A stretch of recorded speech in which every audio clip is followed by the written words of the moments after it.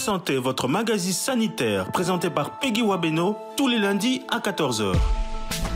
Rediffusion lundi 20h.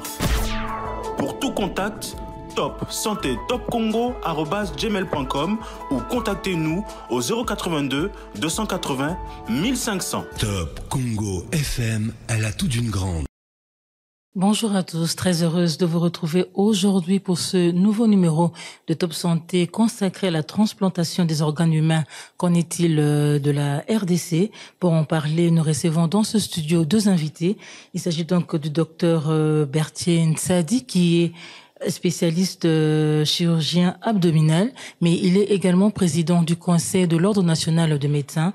Nous recevons aussi le docteur Yannick Landou. Il est néphrologue interniste au CMK, Centre médical de Kinshasa. C'est avec nos invités que nous allons donc parler de cette problématique. Vous le savez sûrement, une rumeur folle a circulé sur la toile à Kinshasa. Une rumeur selon laquelle il y aurait, qu'il y a des kidnappeurs qui trafiquent les organes après leur crime, après avoir donc kidnappé leurs victimes. Mais le gouvernement a démenti catégoriquement le trafic d'organes et le vice-ministre national de la Santé l'a démenti aussi, a indiqué que le pays ne dispose d'aucune expertise. Le pays n'a pas de plateau technique pour la transplantation rénale et pire encore, il n'y a pas de disposition juridique pour pratiquer pareille opération en RDC. Et face à cette triste réalité, comment soulager les patients malades qui ont besoin d'une greffe, qui ont besoin d'une transplantation d'organes? On va donc en parler dans cette émission avec nos deux invités, Dr Berthier Nsadi, Dr Yannick Landou. Bonjour et bienvenue. Bonjour, merci. C'est gentil d'avoir répondu à notre invitation. Docteur Berthier, le corps humain, est-ce une marchandise? Merci beaucoup, Madame Peggy Wabeno, d'abord pour votre invitation sur un sujet justement qui tombe à point nommé compte tenu de tout ce qui se passe actuellement dans la ville. Donc, je vais essayer de faire un effort, de rester dans le cadre d'un travail qu'on a fait pour le bonheur du pays, qui est donc notre contribution à l'élaboration du projet de loi sur la transplantation d'organes, comme nous le dirons, qui est venu compléter les dispositions déjà de notre Constitution et surtout de la loi sur la santé publique de manière générale. On va en parler. Pour revenir à votre question, le corps humain ne saurait être une marchandise, en tout cas dans le cadre de la médecine et d'ailleurs même dans tout autre cadre. Parce que nous parlons ici médecine et nous le savons, notre code de déontologie, nous praticiens, donc personnel de santé, médecins, infirmiers, tout personnel de santé, on dit la médecine, l'exercice de la médecine est un ministère. Donc, lorsqu'on entre dans le cadre d'un ministère, toute autre considération qui invite le bénéfice n'existe plus. Le corps humain ne peut être une marchandise et dans le cadre de la transplantation, tout ce qu'il y a comme transfert d'organes et tout ce qui va autour de l'activité de la transplantation ou des greffes, c'est un des principes fondamentaux et les plus importants, c'est justement l'absence de bénéfice. Il n'y a pas de marchandisation d'organes, il n'y a pas de marchandisation dans cette pratique-là. Voilà ce que je peux dire au stade actuel. Mais comment expliquer le fait qu'il y a quand même des réseaux, des trafiquants d'organes humains, et dans ce cas-là, c'est pour un but pécunier? Les réseaux, les trafics existeront toujours. Existeront toujours. Nous suivons beaucoup d'éléments à travers les réseaux sociaux parce que ça donne accès à une facilité d'accès à l'information. Nous avons tous suivi un des éléments notamment qui donnait les prix d'organes et tout. C'est une réalité. Pourquoi? C'est simplement parce que, et là, on entre dans le cadre, d'une part, des personnes qui souffrent et qui, pour leur survie, doivent bénéficier d'un organe et qui sont à la recherche d'un organe. Et donc, face à cette situation d'organes, de l'autre côté, dans leur pays ou dans leur système, de manière légale, normale, telle qu'elle est définie, il n'y a pas de disponibilité d'organes, et bien l'instinct de survie pousse les personnes à trouver absolument les moyens pour bénéficier d'organes. Et c'est dans ces cadres-là que l'on arrive justement à des situations où il y a une sorte de marchandisation d'organes. Mais en temps normal, il n'y a pas de marchandisation d'organes dans le cadre d'activités de transplantation normales. Et c'est pénal, interdit de manière universelle. Et bien sûr, ceux qui font la marchandisation d'organes prennent des risques. Et d'une manière ou d'une autre, lorsque il est démontré que vous avez bénéficié d'un organe par un jeu de bénéfices ou de marchandisation d'une manière ou d'une autre, même si vous avez reçu l'organe, vous êtes passible de peines prévues par les dispositions des lois. Et nous, la proposition qu'on a faite, ce sont des peines très très graves et qui peuvent amener la personne en prison. Merci beaucoup, Dr Berthier. Dr Yannick Landou, on parle de transplantation, mais est-ce qu'en quelques mots, vous pouvez nous expliquer c'est quoi exactement et qu'est-ce que cela exige? Merci Madame Diop-Beno pour l'invitation. Je voudrais d'abord préciser que je suis néphrologue au clinique universitaire de Kinshasa, donc là où je pratique. Pour revenir sur votre question, la transplantation d'organes, en fait, c'est un procédé thérapeutique. Donc j'insiste sur le terme thérapeutique parce que c'est un traitement qui consiste à remplacer un organe qui connaît une défaillance sévère et irréversible, sans laquelle, en fait, la vie de l'individu peut être mise en jeu. Et donc, dans ce procédé thérapeutique, vous comprendrez qu'il y a deux acteurs directs qui vont intervenir. Il y a un qu'on appelle le donneur et un second qu'on appelle le receveur.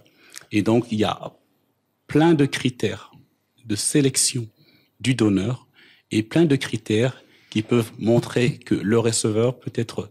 Donc c'est un procédé thérapeutique qui permet de remplacer un organe défaillant, qui connaît une défaillance sévère et irréversible. Et dans le non-remplacement, on peut mettre en jeu le pronostic vital du patient. Et dans ce procédé thérapeutique, il y a toujours deux acteurs. Donc, il y a un donneur et un receveur. Et donc, il y a plein de critères qui sécurisent, en fait, non seulement le donneur, mais également le receveur. Donc, en bref, c'est ce que je peux vous donner comme avancée, comme définition quant à la transplantation d'organes. Les deux doivent être compatibles. Effectivement. Donc, il faut qu'il y ait des tests de compatibilité. Et c'est ce qui rend quand même complexe l'activité, dans ce sens que tout le monde ne peut pas être donneur tant qu'il ne remplit pas les critères de sélection. Alors, le gros du travail, c'est le médecin. Cela dépend des spécialités. Et moi, en tant que néphrologue, ou nous, en tant que néphrologue, donc basé par rapport à l'organe qui est le rein, donc nous faisons en fait un bilan chez le donneur pour voir si c'est un candidat idéal pour donner son rein, pour donner son organe. On ne peut pas transplanter un organe qui est déjà malade vers un receveur qui a besoin de cet organe-là. Donc, il y a une série d'examens qui permet d'identifier le donneur idéal, mais qui permet également de sécuriser le donneur, parce qu'il n'est pas question de prélever chez le donneur et de l'exposer avec le temps à souffrir de la même maladie. Mais ces donneurs, vous les trouvez où? Alors, les donneurs, dans le contexte actuel, c'est d'abord les membres de famille. C'est vrai qu'il faut peut-être préciser qu'il y a deux types de transplantation, par exemple en ce qui concerne la greffe rénale. Donc, cette transplantation peut se faire sur donneur vivant ou donneur cadavérique. Alors, quand il s'agit des donneurs vivants, en fait, ce sont les proches de la famille, de l'individu qui souffre, qui a besoin de cet organe pour continuer à vivre. Ce peut être un époux, un frère, un enfant qui donne le rein à un parent ou à un autre frère. Et le rôle du médecin, néphrologue ou autre médecin d'une autre spécialité pour lequel l'organe est au centre de la transplantation, c'est d'abord de faire un bilan qui peut être infectieux, un bilan cardiologique, un bilan rénal, pour voir est-ce que le donneur est un candidat idéal pour la greffe. Est-ce que le receveur, c'est quelqu'un à qui on peut donner ce rein et il va le conserver pour longtemps. Donc ça, c'est un ensemble d'examens qui permettent de sécuriser la transplantation d'organes. Et quel est le pronostic vital de la personne, enfin du receveur? Alors, c'est une très bonne question et je voudrais revenir premièrement sur l'identité du receveur. Alors, quand je prends le cas l'exemple du patient qui a une insuffisance rénale, cela veut dire que ce patient ne peut pas se passer d'un traitement de suppléance rénale, c'est-à-dire qu'il faut aider le rein qui est défaillant, qui n'arrive pas à éliminer un bon nombre de déchets, sans lesquels ce patient va mourir. Alors, dans ces traitements de suppléance, on est amené à faire, par exemple, ce que l'on connaît plus, la dialyse. Alors, en termes de coûts, en rapport avec la dialyse, sur le long terme, la dialyse revient excessivement cher pour une population qui vit en dessous de $1 par jour. Et la transplantation, par contre, elle offre un rapport coût, qualité et efficience qui est supérieur, élevé à la dialyse. Et le long terme est encore assuré avec une meilleure qualité de vie des patients qui ont bénéficié de cette greffe. Merci beaucoup. Dr Bertin Sadi, les transplantations d'organes permettent de sauver des vies. Vous l'avez dit. Mais comment expliquer qu'on peut prélever un organe chez un donneur oui, cadavérique pour aller sauver, donner de la vie à quelqu'un d'autre? C'est un peu complexe. Ben, c'est justement cela le bien fondé de cette activité. Mais avant de répondre à votre question, parce que là on est déjà dans les cœurs, je voulais revenir d'abord sur les cadres légaux, parce que c'est extrêmement important. Avant de pratiquer, il faut s'assurer qu'on est dans un cadre légal. Notre pays, et ça je m'adresse vraiment à notre population, compte tenu de ce qui s'est passé actuellement. Et on mélange des choses et on crée, on amplifie en fait la psychose dans les chefs de la population. Notre pays a ce qu'on appelle les textes des lois fondamentales les plus élevés, nous le connaissons, c'est la Constitution. La Constitution fixe les cadres, les grands principes. Dans notre Constitution, à l'article 202, je suis allé chercher la Constitution. Curieusement, j'ai trouvé des curiosités. Tu peux me montrer la caméra? 18 février 2000, la Constitution, elle est là. OK. La Constitution publiée le 18 février 2006, elle est là. En son article 202, alinéa 36, de la légalisation, notamment concernant alinéa donc alinéa 36 M. Il dit ceci: la législation sur la fécondation artificielle chez l'être humain. Donc l'article 202, excusez-moi, je vais d'abord revenir dire, sans préjudice des autres dispositions de la présente Constitution, les matières suivantes sont de la compétence exclusive du pouvoir central.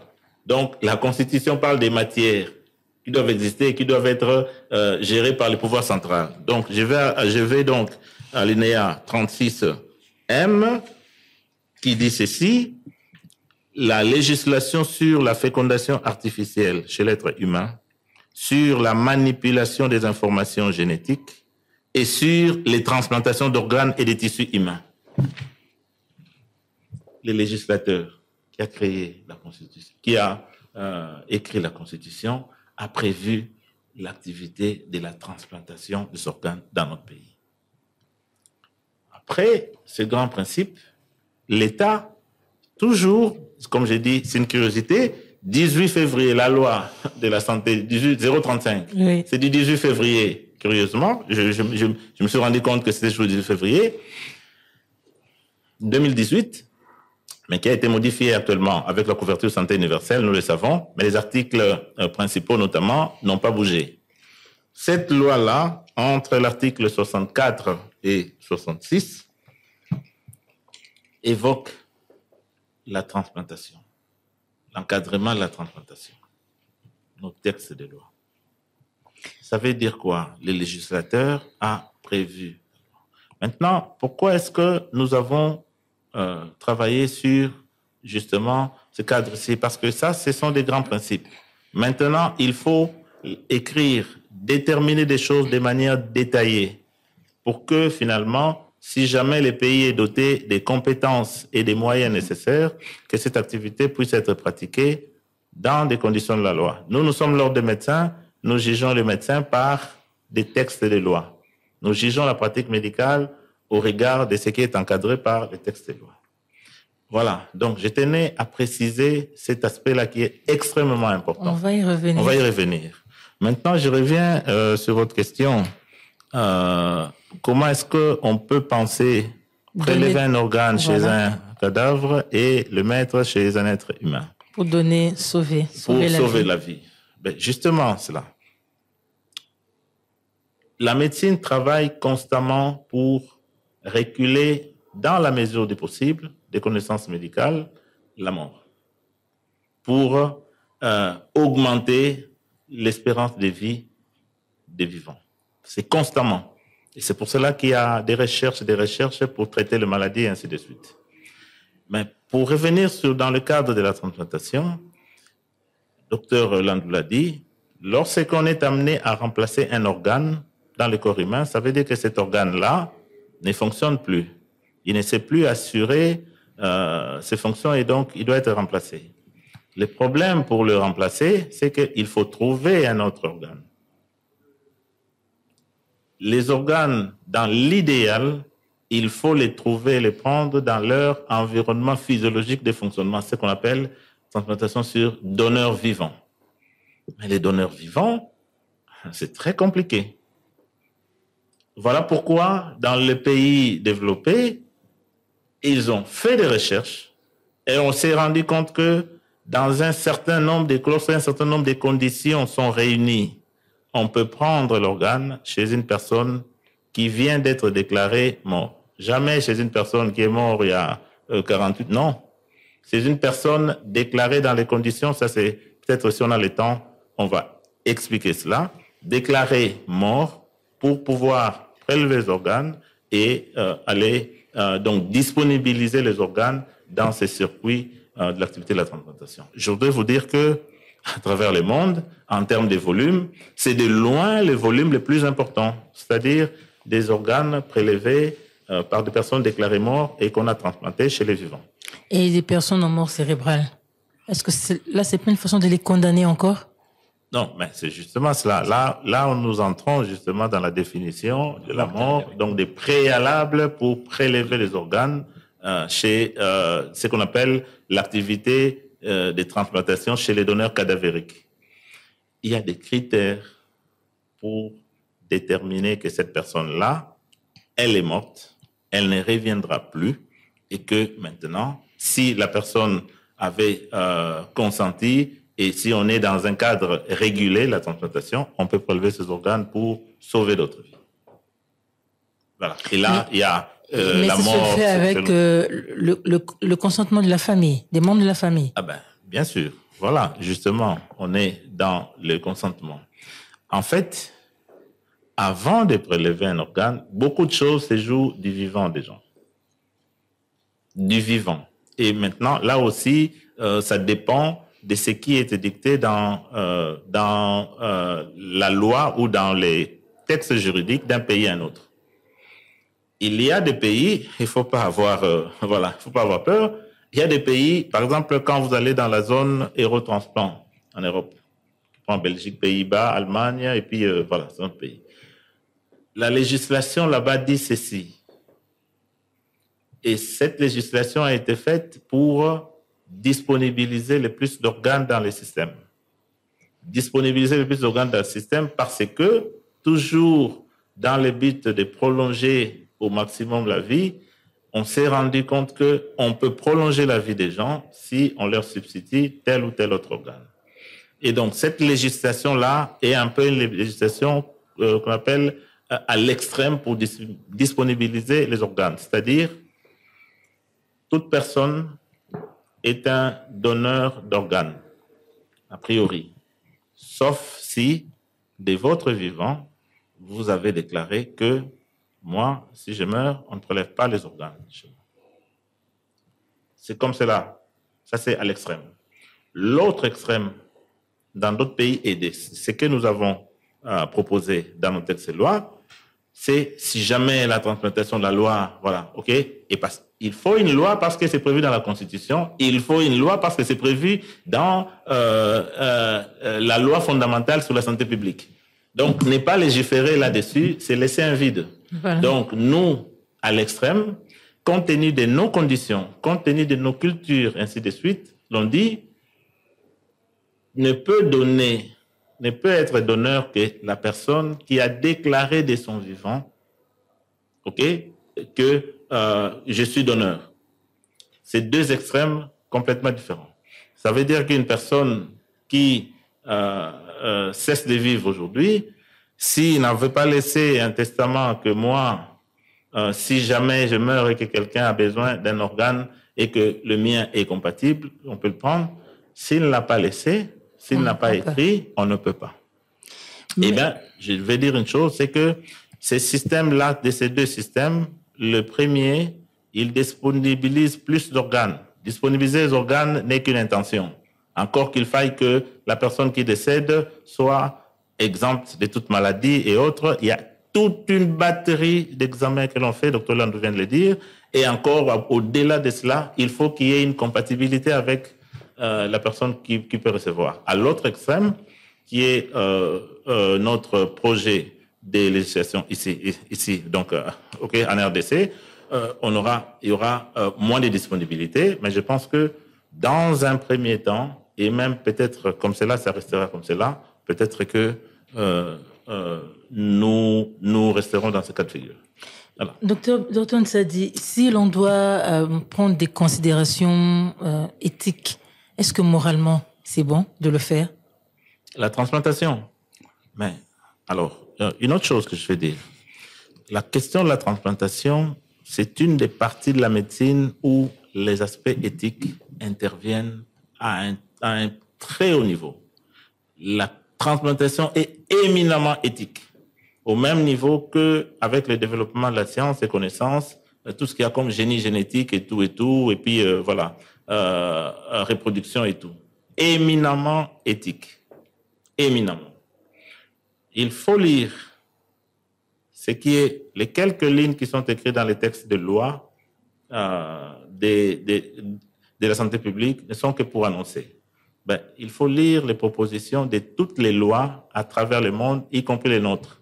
Vous allez vous rendre compte que c'est beaucoup d'aspects éthiques. Maintenant, la question, est-ce que c'est moralement bon? Mais,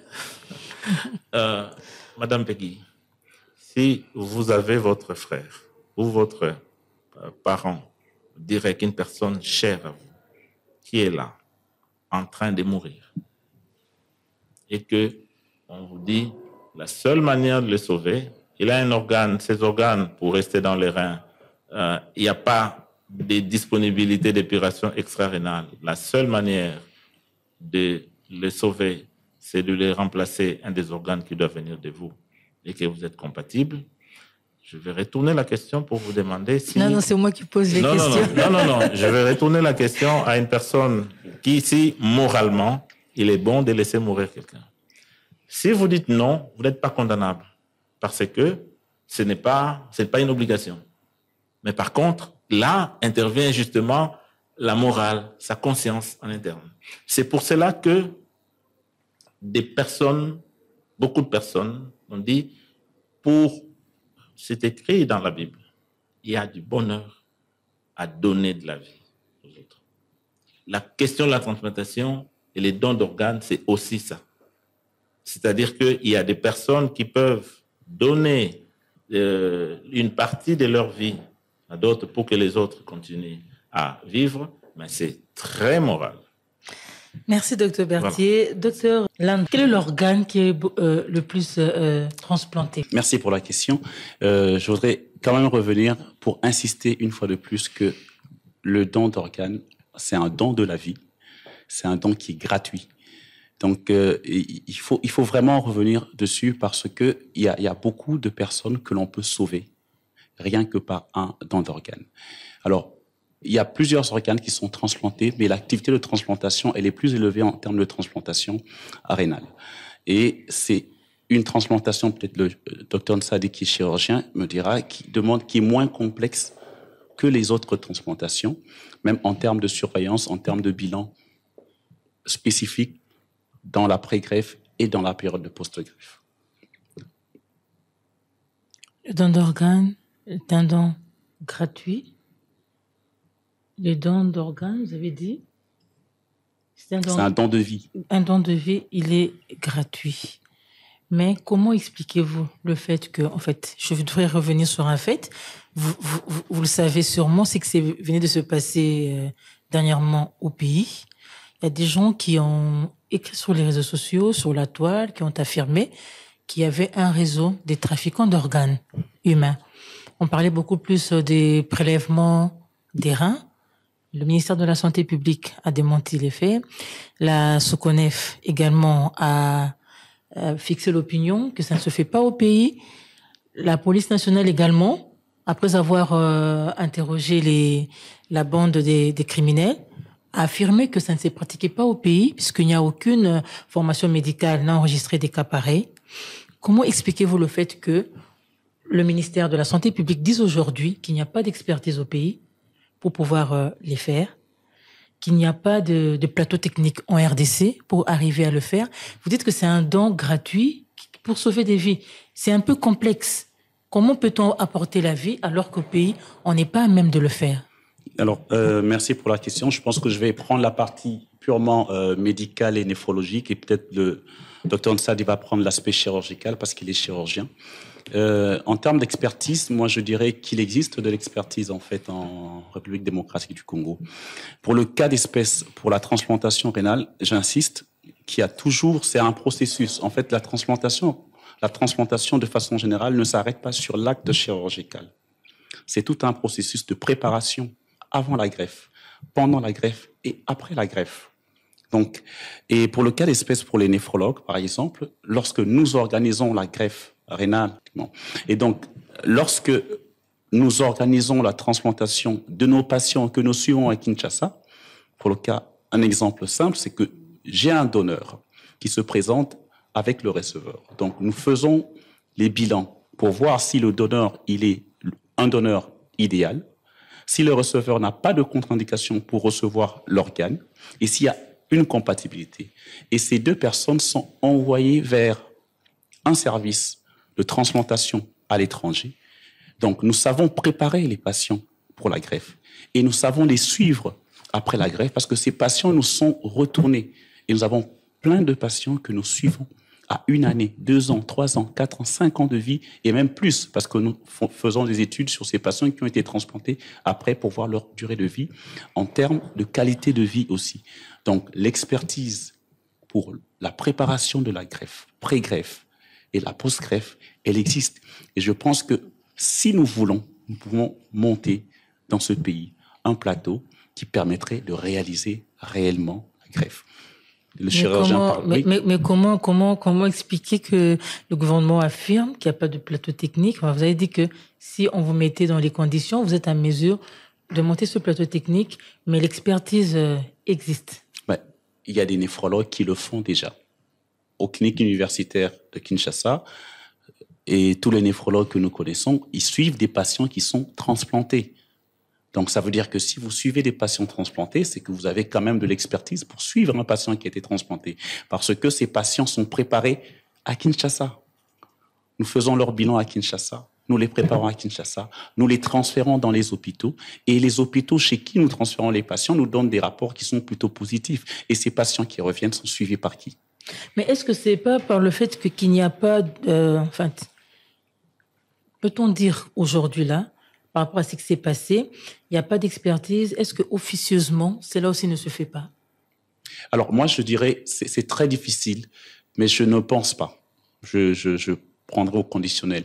Mais de façon générale, les grands hôpitaux qui devraient faire la greffe, d'abord, nous connaissons pratiquement tous les néphrologues, par exemple dans le domaine de la transplantation rénale, qui préparent et qui suivent les patients en post-rénal, et tous ces néphrologues réfèrent leurs patients à l'étranger. Faire la greffe dans l'informel, je trouve encore très compliqué parce qu'il y a toujours le temps du prélèvement d'organes, conservation d'organes et transfert d'organes. Et d'habitude, par exemple, pour la transplantation que moi j'ai vue donneur-receveur, donc ça se passe dans 2 blocs opératoires au même moment. On prélève l'organe et quelques minutes après, l'organe est implanté chez le receveur.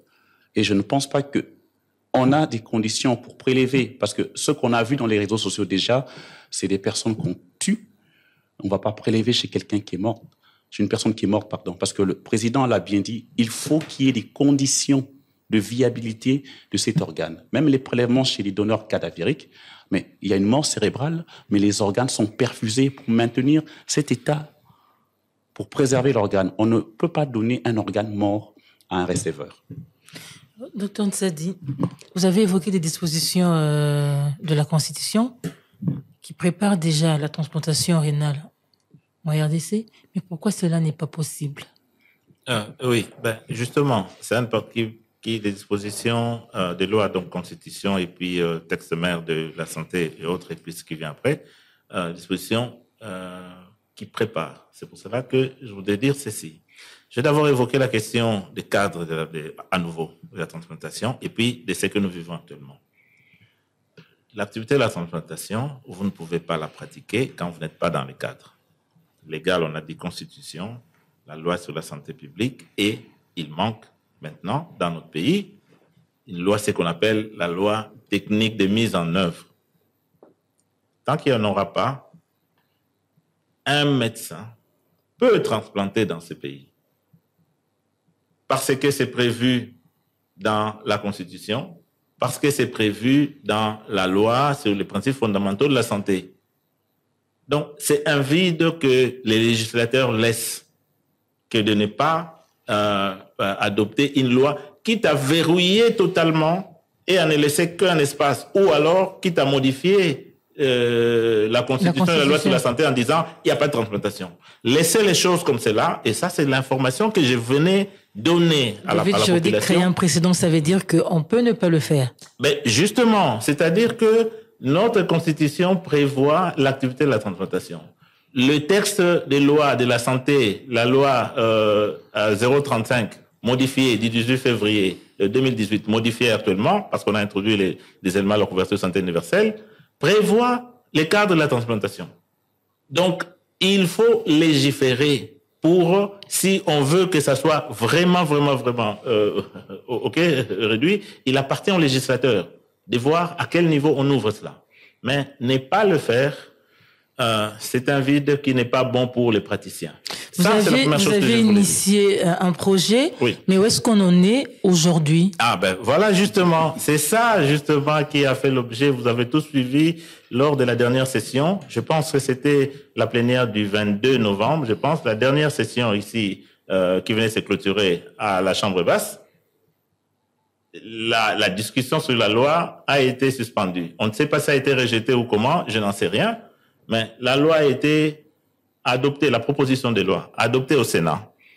Ça descend à l'Assemblée nationale et l'Assemblée nationale ne l'a pas adoptée. Ça, ce n'est pas une bonne chose pour le pays, parce que vous avez des dispositions de cette activité-là qui sont prévues dans la loi mère. Il faut légiférer, alors il faut regarder, être vigilant. Nous avons travaillé. Pourquoi aussi? Mais c'est parce que, justement, chers confrères, chers collègues, il y a beaucoup de gens qui sont malades dans ce pays.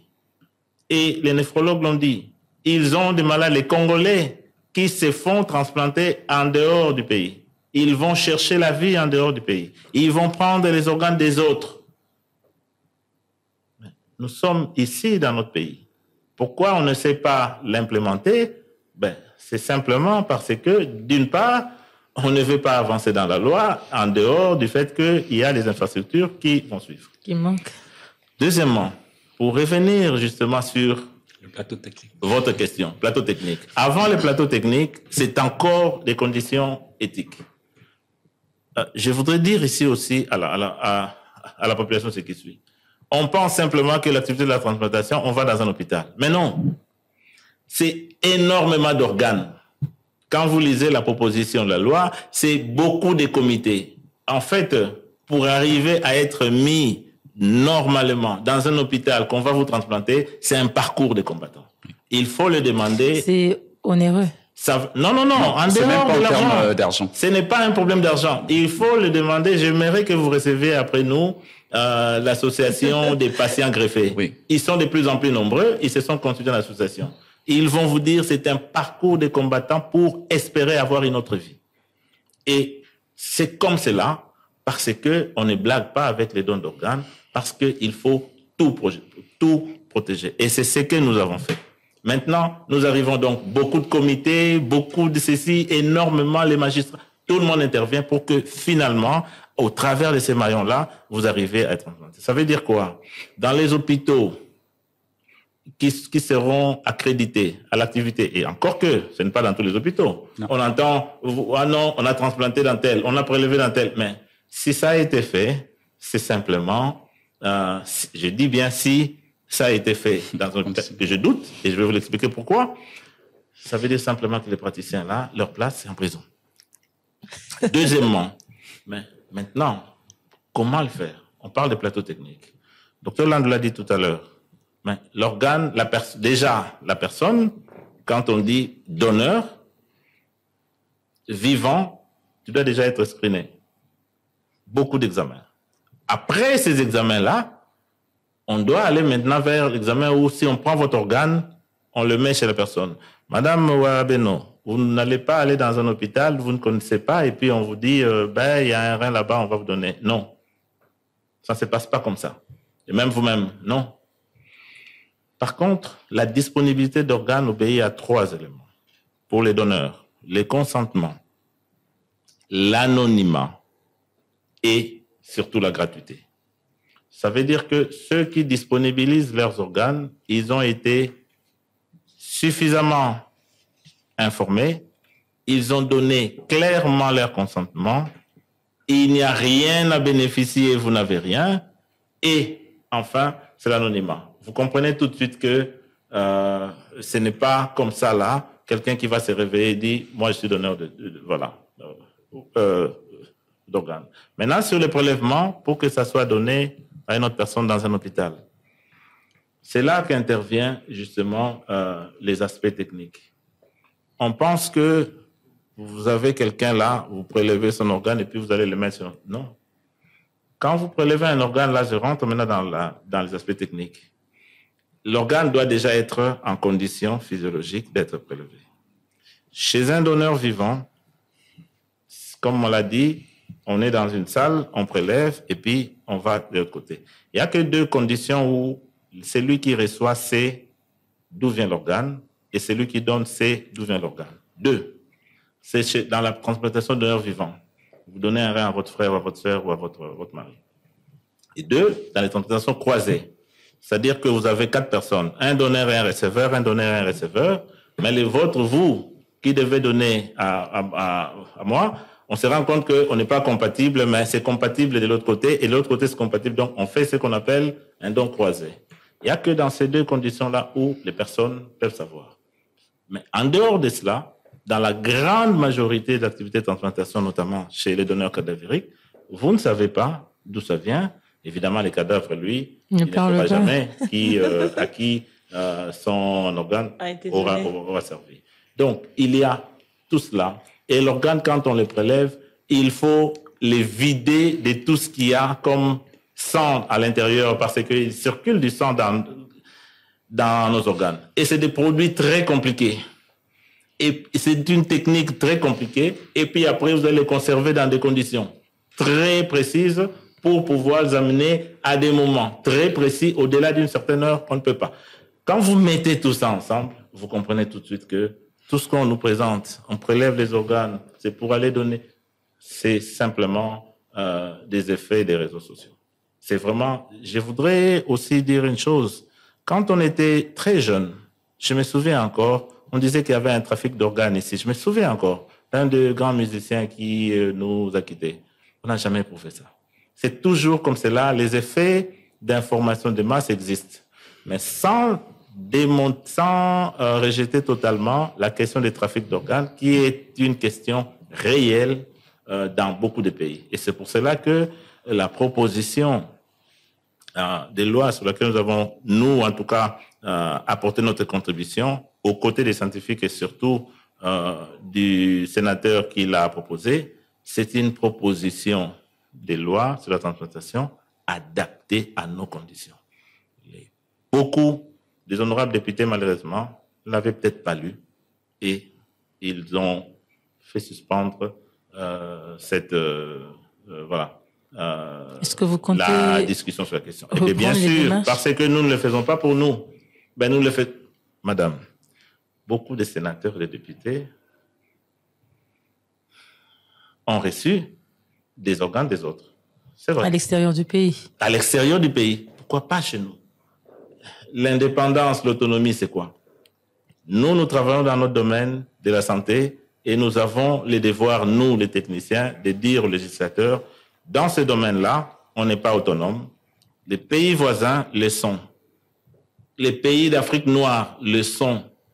Vous allez en Côte d'Ivoire. Ils font la greffe. On fait la greffe. Le Cameroun a commencé. On fait la greffe.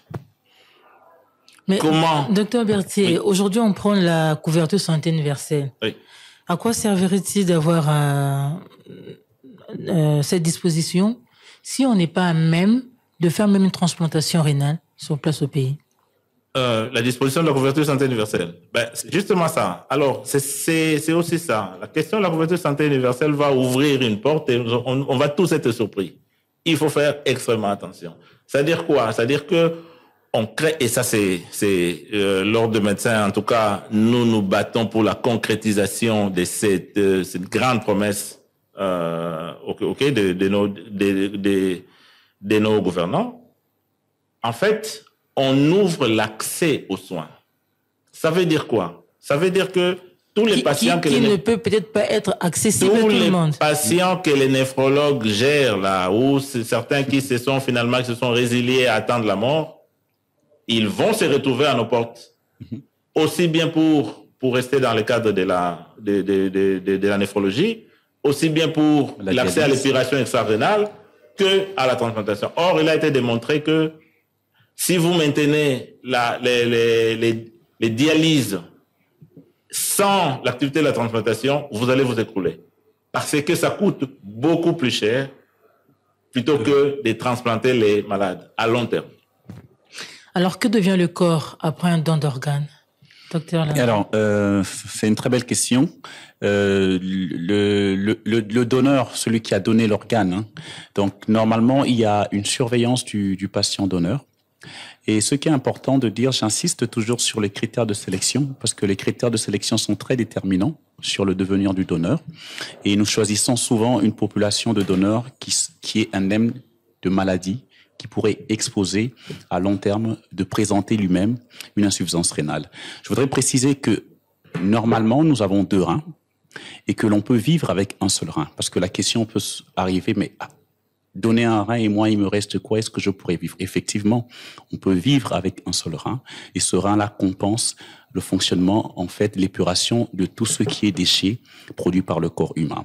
Donc, les patients qui sont je ne veux pas dire patients, mais les personnes qui sont donneurs ne doivent pas s'inquiéter parce que c'est des personnes qui peuvent vivre à long terme, à vraiment long terme, et mourir d'autre chose que d'une insuffisance rénale. Le pari pour nous, néphrologues, c'est surtout de choisir le bon donneur à ne pas exposer. Merci. Docteur Ntsadi, on chute déjà. Transplantation rénale encore entre parenthèses en RDC, c'est pas encore possible pour l'instant. Alors que deviennent les patients congolais qui ont besoin d'une greffe rénale? Ben, ils n'ont pas de choix. Ils sont obligés de sortir du pays. Et lorsqu'ils n'ont pas d'argent? Donc ils sont condamnés à mourir. Ils sont condamnés à mourir, c'est ça la réalité. Parce que sans couverture santé universelle, personne ne peut tenir à l'épuration extra-rénale, donc c'est-à-dire aux dialyses, si vous n'êtes pas subventionné. Personne. Parce que vous devez être dialysé jusqu'à la fin de votre vie. Vous voyez ce que ça coûte? C'est vraiment comme cela que nous devons comprendre les choses. Aussi, la transplantation, pour les reins, ça va encore. Il y a l'épuration et ça rénale, donc la dialyse. Mais pour les foies, si vous avez une insuffisance hépatique, c'est fini dans notre pays. Comment expliquer que pour la fécondation in vitro, c'est pratique et pour la transplantation rénale, pas du tout? Mais c'est justement cela. Tout ça, en fait, c'est un peu les matières d'un même secteur. C'est simplement une question d'information et comment je vais dire. Et c'est pour cela que nous sommes passés chez vous. Vraiment, moi personnellement, je suis passé parce que il y a une information à donner à la population compte tenu de cette psychose, mais aussi et surtout la bonne information, malheureusement, à donner nos législateurs, à l'Assemblée, à la Chambre basse, qui certainement n'ont pas bien perçu le cadre de cette loi. Je voudrais dire ceci. Une chose est la crainte que nous devons avoir dans notre pays par rapport donc à aller dans cette activité, et c'est fondé. Et les craintes sont légitimes parce que beaucoup de choses ne marchent pas dans notre pays, faiblesse des dispositions de nos instances judiciaires et ainsi de suite. Et pourtant, beaucoup de dispositions de cette loi-là se réfèrent justement au verrou juridique. Par contre, il est tout à fait possible pour le législateur, lorsqu'il va relire à nouveau cette loi, libre au législateur, nous avons fait proposition de confiner cette activité-là éventuellement à un point X avec une limitation de praticiens, c'est tout à fait possible. Ça dépend de nous, quitte à voir progressivement comment l'étendre et l'élargir à l'échelle du pays. Pour revenir à une question que vous avez posée sur les capacités, aujourd'hui, la plupart des hôpitaux, prenez simplement les tests, vous ajoutez les tests en rapport avec ce qu'on appelle les cross-match, donc c'est-à-dire la compatibilité. Une greffe des reins peut se faire ici. Donc si on vous mettait dans les conditions... Une greffe des reins sur donneur vivant peut se faire ici en RDC avec les compétences locales. On ne le fait pas parce que nous, les médecins, nous respectons les législateurs. Nous respectons la loi. La loi, bien qu'elle le permet, mais les dispositions détaillées ne le permettant pas, l'ordre de médecin ne permet pas à un médecin de s'adonner à l'activité de la transplantation maintenant. Alors aujourd'hui, qu'est-ce qu'il faut pour la RDC pour arriver aujourd'hui à faire la greffe des organes? Très bonne question. Premièrement, que nos honorables, parce que c'est déjà passé au Sénat, aussi bien la formule finale que le tout revient à la Chambre basse, que les honorables députés regardent lors de leur prochaine session la proposition de loi qui est sur leur table sur cela. Sans législation, sans cadre de loi, on ne peut pas. Puis la deuxième chose, c'est la volonté de l'État. Je pense qu'aujourd'hui, l'État a quelques hôpitaux phares. L'hôpital de Kanchachi, c'est un hôpital phare. Et nous remercions les autorités, nous remercions les chefs d'État.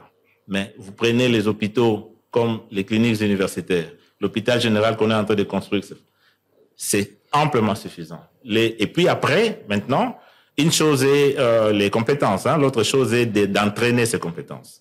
Moi, dans ma pratique, impossible. On ne peut pas avoir un diplôme de chirurgie abdominale en Europe sans avoir fait de greffe. Non. Donc, les compétences existent. Il faudra maintenant, dès que le train est mis en marche, préparer les équipes, les envoyer avec, nous avons beaucoup de collaborations pour nous, 5 ans après, partant de maintenant, je dirais pas 5 ans. 5 ans, on disait qu'on avait besoin de la loi. La loi, ici, on a commencé depuis 2016. Donc maintenant, pour nous, si la loi est adoptée 2 ans après, pas directement, c'est ça aussi qu'on oublie.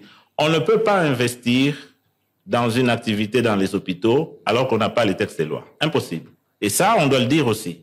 Donc c'est ce qui bloque aussi. Ce qui bloque, la première des choses, c'est qu'il faut légiférer sur la loi. Et puis la deuxième chose, dès qu'on a la loi, pour la greffe des reins, 2 années après, les compétences locales peuvent réaliser. Merci, docteur Ansadi. Docteur, l'un de un dernier mot pour terminer. Je vous remercie pour l'invitation. Et moi, j'aurais insisté que la dialyse, aujourd'hui, ne doit pas être le traitement de l'insuffisance rénale, c'est un tremplin. Le traitement, in fine, c'est la transplantation. Donc, on ne doit pas se cacher derrière la dialyse. Et la dialyse, elle coûte énormément cher. Si on doit faire juste un calcul, une dialyse, en moyenne, c'est $2,000. Et sur une année, vous êtes pratiquement à 24 000. Sur 10 ans, celui qui vit 10 ans, il a $240 000. Or, celui qui peut bénéficier d'une greffe peut avoir juste besoin de $20 000. Merci. Docteur Ntsadi, on a peut-être mis l'accent sur la greffe rénale, mais qu'en est-il d'autres organes? Est-ce que ce sont les mêmes exigences? Ce sont quasiment les mêmes exigences. Donc, en termes en proportionnel, donc l'organe le plus transplanté, c'est le rein, ok, à travers le monde. Puis après, c'est le foie. Puis après vient le bloc cœur-poumon, ok, cœur ou poumon, mais le plus souvent le bloc cœur-poumon. Et puis les autres organes suivent, intestin, pancréas et autres. Et puis après, voilà. Et donc, ça veut dire que pour un pays qui veut commencer cette activité-là, il est bon de commencer progressivement et de consolider les choses. Donc, le conseil que nous donnerons, le cadre législatif, il est le même. Il va s'appliquer partout. Mais nous conseillerons à nos gouvernants de bien mettre les choses pour que, quand nous allons commencer, nous commençons tout doucement par le greffe des reins et puis progressivement le greffe des autres organes. L'autre chose que je voulais ajouter, et je voulais dire ceci, et là je m'adresse à la population. Effectivement, à travers le monde, et même ici, il peut exister ce qu'on appelle le trafic d'organes. Ça peut exister. Mais c'est illégal. Ce n'est pas médical. On ne le connaît pas. Deuxièmement, de ce qu'on a vu dans les réseaux sociaux, on prélève, on coupe, c'est du faux, ça. Ou alors, c'est destiné à autre chose. Parce qu'un organe qui est prélevé pour un but médical pour être mis dans le corps d'une autre personne, c'est des choses très compliquées.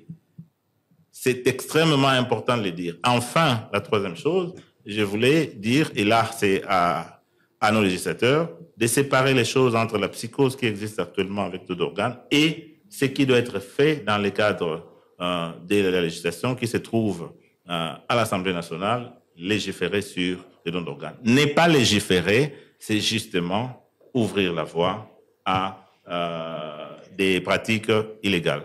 Voilà ce que je peux dire. Voilà, je vous dis merci. C'est la fin de cette émission. Fidèles auditeurs de Top Congo FM, chers amis internautes, je rappelle qu'aujourd'hui nous avons reçu deux invités. Il s'agit donc du docteur Bertin Ntsadi, qui est spécialiste en chirurgie abdominale, mais il est également président du Conseil national de l'Ordre des médecins. Nous avons aussi reçu dans ce studio le docteur Yannick Landou. Il est néphrologue interniste aux cliniques universitaires de Kinshasa, mais il preste également au CMK, Centre médical de Kinshasa. Avec nos invités, nous sommes donc revenir sur la nécessité d'avoir un cadre juridique qui régule l'activité de la transplantation rénale, une activité qui est déjà préparée par la Constitution, qui est garantie par la Constitution du pays. Donc à nos législateurs congolais de revoir ces dispositions pour pouvoir sauver la vie des millions de Congolais, parce que c'est ça l'objectif, c'est transplanter un organe pour arriver à sauver la vie des gens. Je vous dis merci de nous avoir suivis. Merci également à l'équipe technique qui m'a accompagné aujourd'hui. Merci à Miguel Mena qui a assuré la mise en onde sonore. Merci aussi à Patrick Mongongo. On se retrouve la semaine prochaine pour un nouveau numéro. Vos suggestions, vos remarques nous intéressent. Écrivez-nous, appelez-nous. Au revoir. Maman, viens voir. Qu'as-tu, mon enfant? Je souffre et j'ai très mal. T'as mal où c'est?